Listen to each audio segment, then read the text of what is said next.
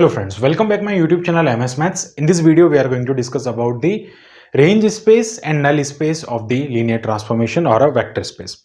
Basically vector space से related जो topic उसमें हम linear transformations पे बात कर रहे हैं. Basically linear transformation जो होता है वो क्या होता है, एक vector space होता है, उसका दूसरे vector space पे mapping होती है, जबकि दोनों का field जो होता है वो same होता है.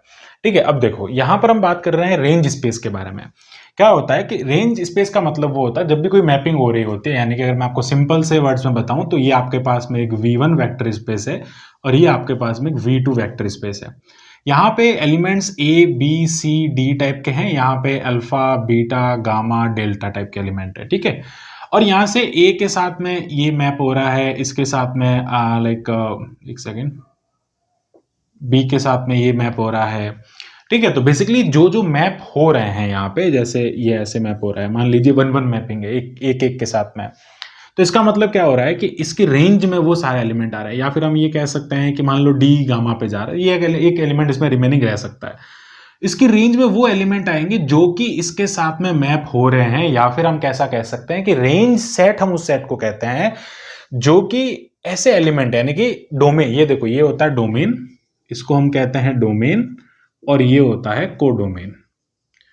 कोडोमेन के वो element, range set is nothing but the element of the codomain for which the pre image exist in domain. जिनका प्री इमेज डोमेन में एग्जिस्ट करे उसको हम यहां पे रेंज सेट कहते हैं. जब लीनियर ट्रांसफॉर्मेशन की बात की जाती है, if t from v1 to v2 is a linear transformation, then rt is a range space, is the range space of linear transformation is defined as, कैसे डिफाइन किया जाएगा? मान लीजिए यहां पे r of t is nothing but range space की बात कर रहे हैं. So for every a belongs to v1, for every a belongs to v1 such that इस v2 के हर एक एलिमेंट का प्री इमेज यहां पर होगा, यानी कि मैं इस पर लीनियर ट्रांसफॉर्मेशन अप्लाई करूंगा तो वो अल्फा के इक्वल होगा for every alpha belongs to v2. ठीक है, फॉर एवरी a पर अगर मैं लीनियर ट्रांसफॉर्मेशन अप्लाई करूंगा मुझे अल्फा मिलेगा जो कि v2 का एलिमेंट होगा. ठीक है, ये क्या हो जाएगा, रेंज स्पेस की यहां पर डेफिनेशन हो जाएगी. और ये भी लीनियर ट्रांसफॉर्मेशन होता है. किस टाइप से होता है, अगर मैं यहां पे बात करता हूं, इसको अगर मैं प्रूफ करना है तो बेसिकली हम क्या करेंगे, यहां पे सी अल्फा प्लस बीटा ले लेंगे, या फिर यहां से मैं ले लूंगा सी ए प्लस बी. ठीक है, सी ए प्लस बी, क्योंकि हम इसके बारे में बात कर रहे हैं. ये एलिमेंट ए के एलिमेंट किसके अंदर से आ रहा है, v1 में से आ रहा है. इट इज लीनियर ट्रांसफॉर्मेशन है, होता है लीनियर ट्रांसफॉर्मेशन. तो ये क्या हो जाएगा, टी ऑफ ए प्लस ये हो जाएगा टी ऑफ बी. अब देखो, टी ऑफ ए किसको जनरेट कर रहा है, v2 के एलिमेंट को जनरेट कर रहा है. तो मान लो a जो है वो किसको जनरेट कर रहा है, अल्फा को जनरेट कर रहा है. b जो है वो किसको जनरेट कर रहा है, बीटा को जनरेट कर रहा है. तो ये जो एलिमेंट आएगा ये कहां बिलोंग करेगा, ये क्या है, एक एलिमेंट है वेक्टर, उसका स्केलर प्रोडक्ट हो रहा है, और एक उसके अंदर क्या हो रहा है, एडिशन हो रहा है. तो बेसिकली ये क्या कर रहा है, क्लोजर प्रॉपर्टी और मल्टीप्लिकेशन प्रॉपर्टी को सेटिस्फाई कर रहा है. वेक्टर स्पेस का जो नेसेसरी सफिशिएंट कंडीशन होती है सभी स्पेस की, वेक्टर स्पेस की, उसको सेटिस्फाई कर रहा है. तो ये कहां से आ रहा है, v2 में से आ रहा है. it means range of t is subset और सब स्पेस, वी कैन से सब स्पेस ऑफ v2. यानी कि रेंज जो होता है वो हमेशा क्या होता है, कोडोमेन का सब स्पेस होता है. ठीक है, ये किसको रिप्रेजेंट कर रहा है, सब स्पेस को रिप्रेजेंट कर रहा है. ठीक है, ये सब स्पेस को रिप्रेजेंट कर रहा है. रेंज स्पेस जो होता है वो इसका सब स्पेस का लाइक कोडोमेन का क्या होता है, यहाँ पर सब स्पेस होता है, या सबसेट कह सकते हैं.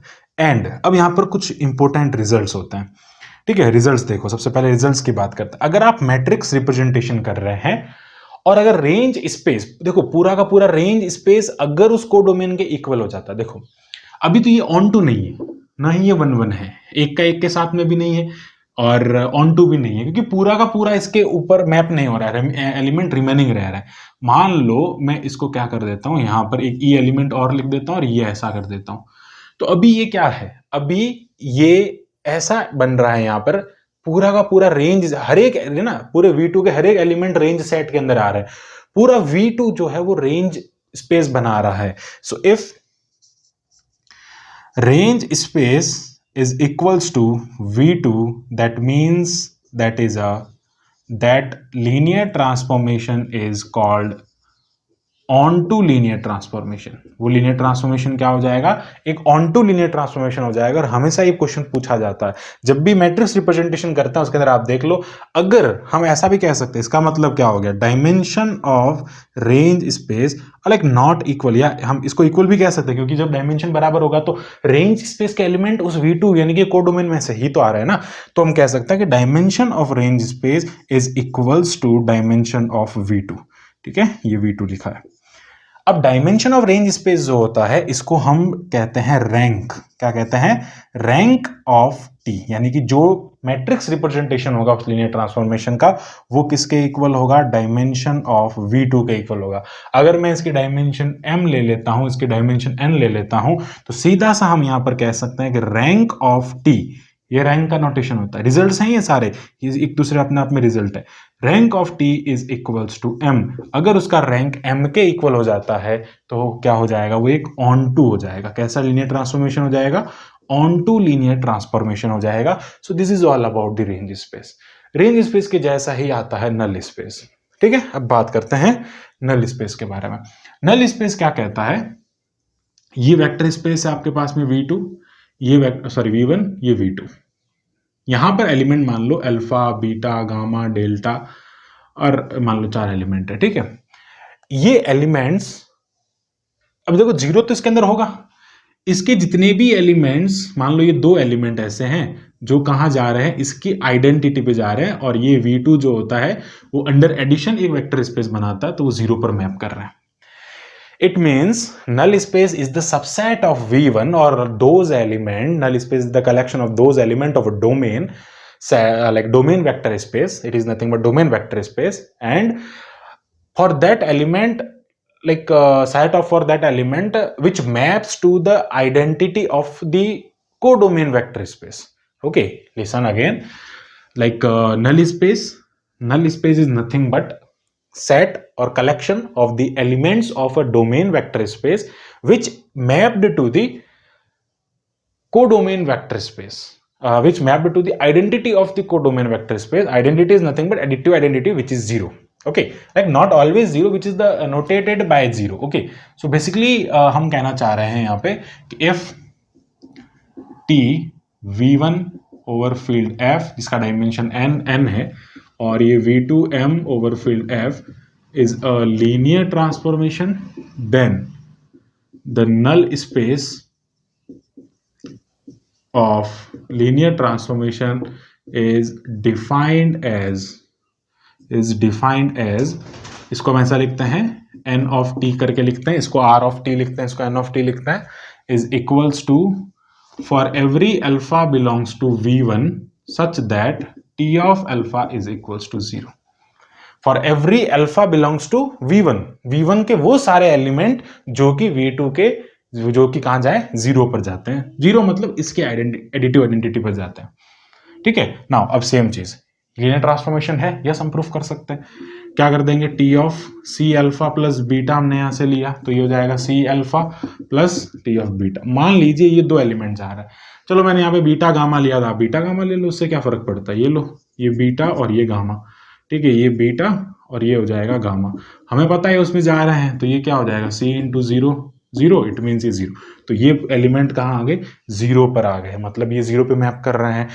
0 जो कि एडिटिव आइडेंटिटी है V2 का, किसका एडिटिव आइडेंटिटी है, V2 का एडिटिव आइडेंटिटी है। तो यहां पर हम क्या कह सकते हैं, जो कि V2 का जो है एडिटिव आइडेंटिटी है, और बीटा गामा कहां से आ रहा है, for every beta gamma belongs to V1, so that null space is the subset of V1, और we can say that domain vector space। ठीक है, डोमेन वेक्टर स्पेस, और यहां पर हम कह सकते हैं it is nothing but codomain vector space, codomain vector space. ठीक है, एंड हमने यहाँ पे रिजल्ट्स के बारे में बात किया था, सेम रिजल्ट हम बात करेंगे यहाँ पे। If null space is equals to V1, or like we can say that if the dimension of null space is equals to the dimension of null space equals to 0, dimension of null space equals to 0, अगर ये 0 हो जाता है dimension, तो हम उसको कहते हैं 1-1 मैपिंग, और like 1-1 mapping means 1-1 linear transformation हम उसको कहते हैं। कोई भी मैट्रिक्स रिप्रेजेंटेशन में जो आप लीनियर ट्रांसफॉर्मेशन को चेक करते हैं तो ये एक रिजल्ट आपके लिए वहां पे हेल्पफुल हो सकता है। एंड हम यहां पर क्या कहते हैं, डायमेंशन ऑफ, अगर नल स्पेस वी के इक्वल हो जाएगा तो जीरो हो जाएगा, उसमें कोई प्रॉब्लम नहीं है, ठीक है, वो तो ऑब्वियसली जीरो ही होगा। मेन चीज यहाँ पर एक हमको जो रिजल्ट मिलता है वो मिलता है बेसिकली सिंगुलर और नॉन सिंगुलर लीनियर ट्रांसफॉर्मेशन से रिलेटेड, ठीक है। तो नल स्पेस में यही था कि हमने नल स्पेस को बताया। हाँ, इसके डायमेंशन को यहाँ पे नलिटी भी कहते हैं। Dimension of null space is nothing but nullity, और इसको नलिटी ऑफ टी, और इसको ऐसे भी डिनोट किया जाता है, नीटा से इसको डिनोट किया जाता है, ठीक है, नीटा ऑफ टी, ठीक है। इसको रैंक रो से डिनोट करते हैं उसको, ये रैंक होता है, वो नलिटी होती है। रैंक मीन्स नंबर ऑफ एल रोज कह सकते हैं आप, और नलिटी मीन्स हो जाएगा नंबर ऑफ जीरो रोज। ये नॉन जीरो रोज होती है, वो जीरो रोज होती है। एक रिजल्ट भी होता है यहाँ पर, सेवलेस्टर्स थ्योरम कहते हैं जिसको, SW थ्योरम हम कहते हैं यहाँ पे, सेवलेस्टर्स थ्योरम। उसमें क्या होता है कि dimension of range space of T plus dimension of null space of T is nothing but dimension of V1। यानी कि अगर आप रैंक और नलिटी को ऐड करेंगे तो आपको ये जो है डोमेन वेक्टर स्पेस का वैल्यू मिल जाएगा। तो it is nothing but rank of T plus nullity of T is equals to n, ठीक है। और n हमने यहाँ पर जो है वो इसका डायमेंशन ले रखा है। ये थ्योरम है, इसको रैंक नलिटी थ्योरम भी कहते हैं। It is also known as rank nullity theorem. बहुत इंपॉर्टेंट थ्योरम है, हम इसके प्रूफ के बारे में भी बात करेंगे। रैंक नलिटी थ्योरम इसको कहता है। नेक्स्ट वीडियो में हम इसके प्रूफ के बारे में बात करेंगे, ठीक है।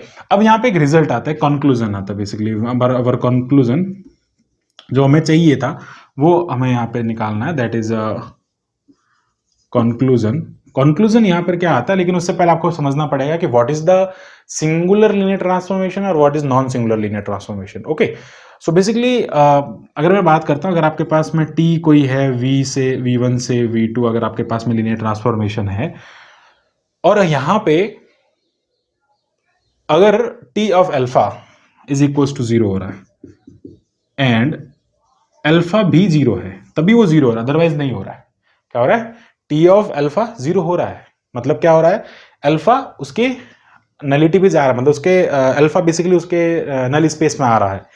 लेकिन कब आ रहा है, जब वो खुद अल्फा 0 है, बाकी L0 के अलावा और कोई नहीं आ रहा, तो इसको हम कहते हैं सिंगुलर, ठीक है। इसको हम क्या कहते हैं, सिंगुलर लीनियर ट्रांसफॉर्मेशन कहते हैं, ठीक है। इसको हम यहाँ पे क्या कहते हैं, सिंगुलर लीनियर ट्रांसफॉर्मेशन कहते हैं।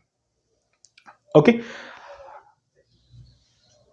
T of alpha singular linear transformation हो जाएगा, सॉरी यहाँ नॉट इक्वल्स आएगा, सॉरी फॉर दैट। सिंगुलर जब बात करेंगे ना तो ये हो जाएगा अल्फा नॉट इक्वल 0, क्योंकि हाँ या सिंगुलर की बात कर रहे हैं ना, टी v1 से v2 जा रहा है, अल्फा नॉट इक्वल 0 यानी कि 0 के अलावा, बेसिकली हम कह सकते हैं नॉट 0 के अलावा। एक मिनट, let me check it. Okay, यहाँ पर अगर इसको रिजल्ट की बात करेंगे तो ये ऐसा होगा, T alpha T 0 not equal to 0 लिखेंगे, लेकिन नॉट इक्वल टू 0 का मतलब ये नहीं है कि 0 नहीं जा रहा है, इसका मतलब ये है कि 0 के अलावा और भी एलिमेंट्स जो है वो उस पर जा रहा है।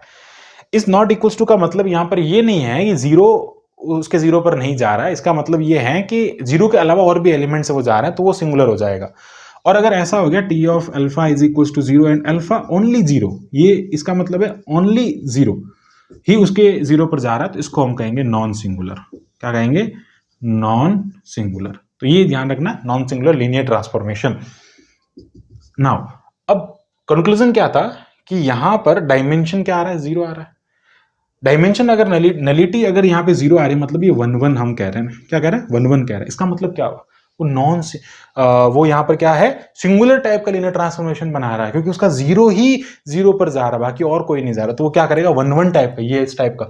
अगर मैं यहाँ पे ये हटा देता हूं तो ये सारा क्या बन जाएगा, 1-1 और 1-2 हो जाएगा, ठीक है। ये इसका पूरा कॉन्सेप्ट है। यहाँ पे हमने रेंज स्पेस, नल स्पेस, बिल्कुल कॉन्सेप्ट वाइज पूरा इसको डिस्कस किया। सेवलेस्टर थ्योरम मैंने आपको बताया, रैंक नलिटी थ्योरम, इसको हम प्रूफ भी करेंगे। सो आई होप आपको पूरा टॉपिक अच्छे से क्लियर हुआ होगा। So thanks for watching my video, keep watching MS maths. इसी टाइप के फॉर मोर वीडियोस के लिए हमारे चैनल को सब्सक्राइब करें। Thank you, bye bye.